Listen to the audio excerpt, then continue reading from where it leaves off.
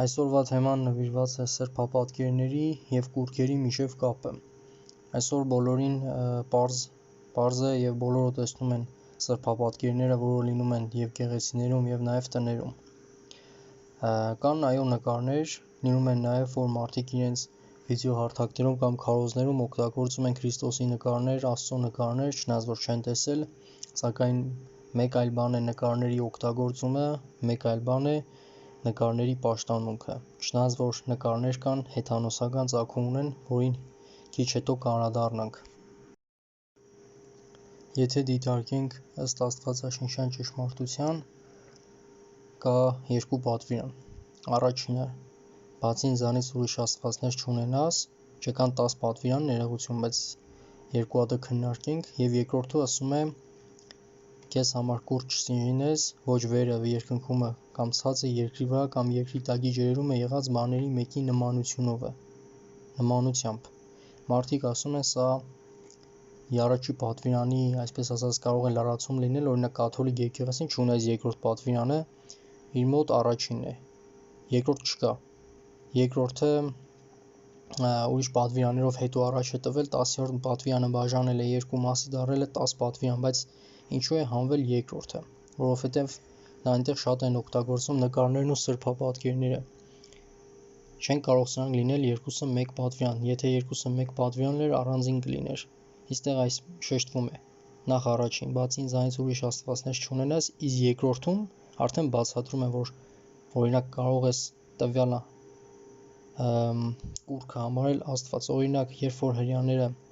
դուրս եկան անապատից, նրանք ասին, ահա քո Աստվածը, որը քեզ հանեց։ Նա եթե ճիշտ եմ հիշում, ցլի արձան էր։ Այսինքն նրանք մոտավոր գիտակցում են ով է Աստված, սակայն սխալ կերպ են նրան պաշտում։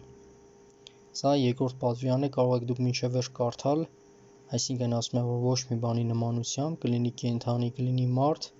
պիտի չպատկերվի Աստծուն պաշտելու համար։ Գրված է Ելից գրքի 20-րդ գլխի 3-ից 6-րդ համարներում։ Այստեղ ներկայացված են կուռքերը, սա զուտ պատկեր է, թե ինչպես են հրեաները Աստծուց շեղվելով կուռքի պաշտում,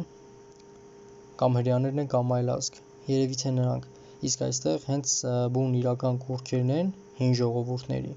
Կուռքը իրենից ինչ է ներկայացնում, այսինքն երբ որ մարդ շեղվում է և սկսում է ինչ-որ առարկաների, թեկուզ մարդու պաշտել։ Ժամանակակից դարում նույնպես կան կուռքեր, երբ որ մարդիկ ինչ-որ անձի համար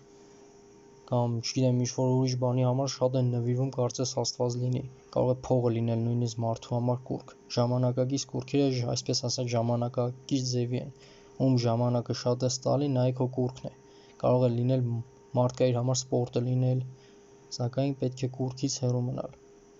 Ահա հին կուռքերը, եգիպտական մարդիկ ժամանակին սրանց են պաշտել։ Պաշտել են նաև երկնքի կերպարները, աստղերը, լուսինը, որոնց տվել են աստվածային և առասպելական հատկանիշներ։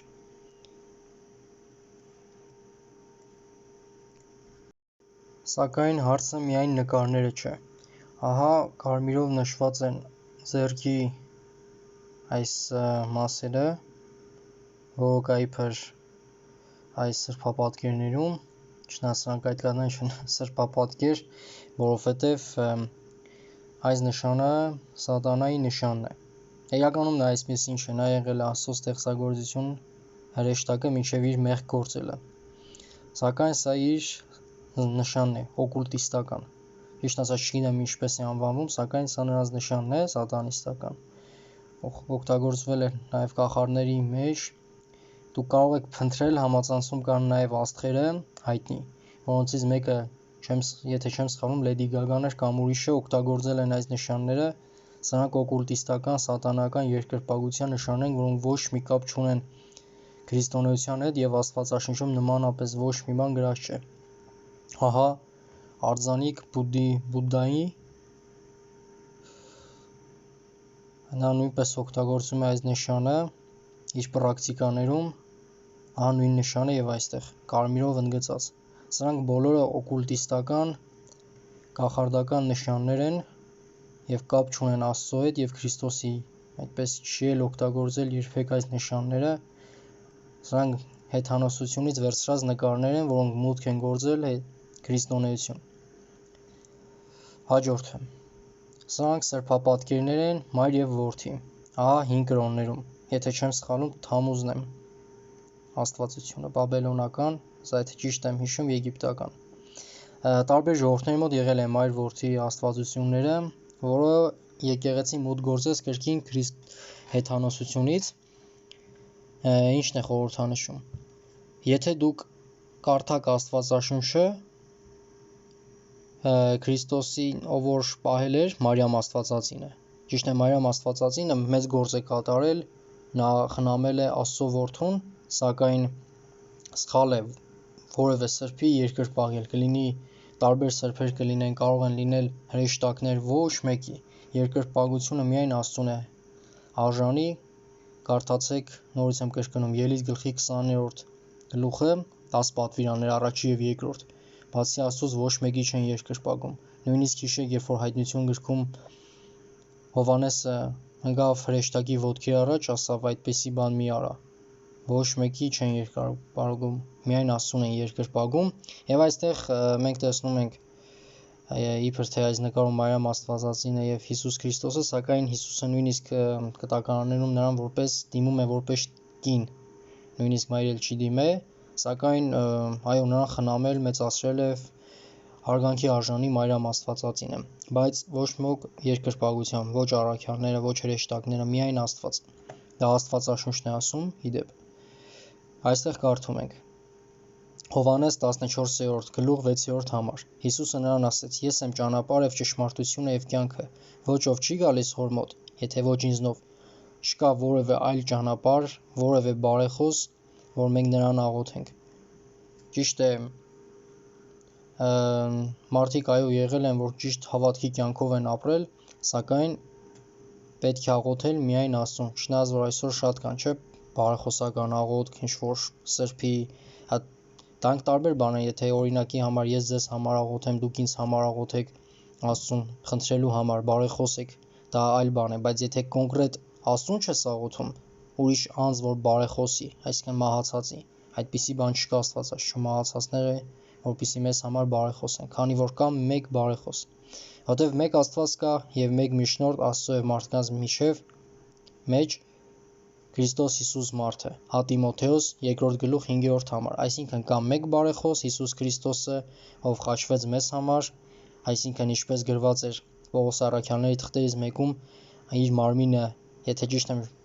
հիշում, մարմնի մասին էր, երբ որ ասում էր վարագույրն է, որով ինչպես այն ժամանակ տաճարում կար վարագույրը, որը բաժանում էր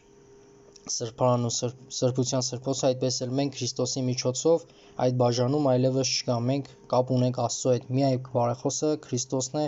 որ արժանի է եւ փառաբանության եւ միայն երկրպագության եւ այլ ոչ մեկ, քանի որ ունենք մեկ Աստված եւ մեկ բարեխոս, պարզ Աստվածաշունչն ասում է, եւ նկարներով չպետք է պաշտենք Աստծուն։ Ես չեմ կարող ասել նկարելը մեղք է թե ոչ, բայց մի բան կա։ Եթե մենք նկարով ենք պաշտում Աստծուն, դա նշանակում է մեր ստեղծածն ենք պաշտում։ Այնինչ արարիչն է մեր ստեղծել։ Այսինքն սա լինում է թարս հակառակ գաղափար եւ հակառակ էֆեկտ, որը եղել է հեթանոսների եւ կռապաշտների մոտ մինչ այսօր։ Մի մոռացեք, որ նաեւ կուռքերը կարող են համարվել մարդիկ, երբ որ մարդկանց աստվածացնում են, կլինի տարբեր բնագավառի մարդիկ, ռազմականից մինչև այսօրվա դերասաններ, երգիչներ եւ այլն։ Հիշեք, միայն Աստված արժանի է փառքի եւ երկրպագության։ Իսկ մյուսներին կարող եք դա ձեր կարծիքն է հարգել կամ ընդունել։